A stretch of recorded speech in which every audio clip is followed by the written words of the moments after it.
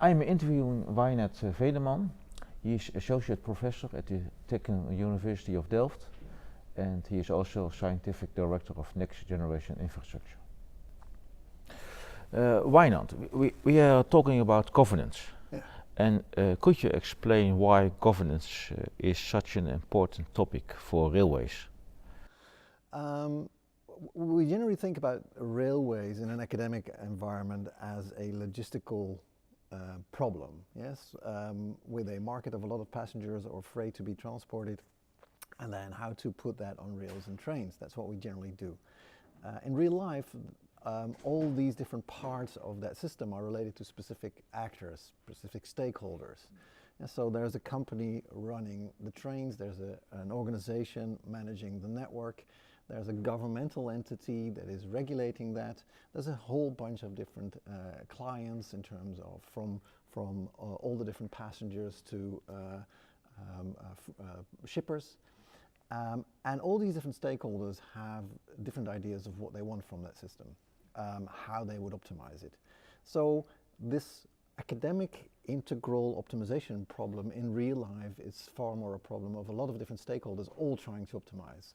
Now, in governance is the perspective that tries to organize, design an organization around those stakeholders to make them work in an optimal way.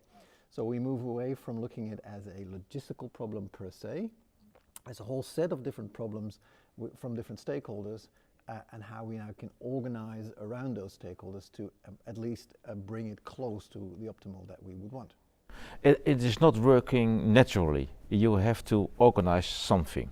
Well, the problem is that obviously every stakeholder in that environment thinks that they're right. Yes, so this is where now the stakeholder that has the most power for one way or another will drive the way it is organized. But generally that misses a lot of the perspectives of other stakeholders in that field.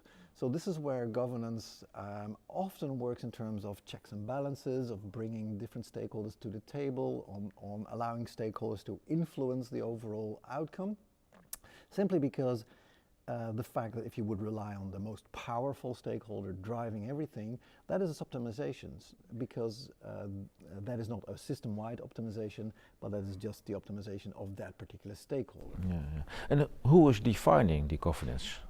This is an interesting one. I guess that a major part of the governance design is well, it's basically a layered system, but a lot of different people are designing parts of that governance.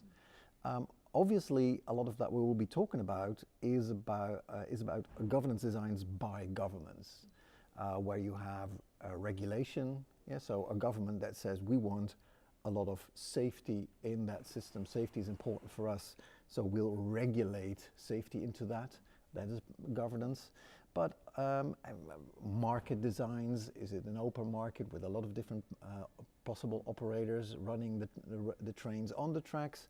But at the same time, you could also say that the way that the interaction between one stakeholder, traveler, and an operator is governed, how that governance of that is set up. So what are the rules of you buying a ticket and how does that work? Is also governance, and that can be designed far more by the operator itself.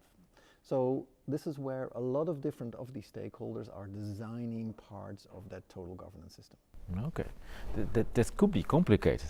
It is. So, but at the same time, a lot of the governance is there. It is set up. It's just there, and understanding how that influences the outcome is important.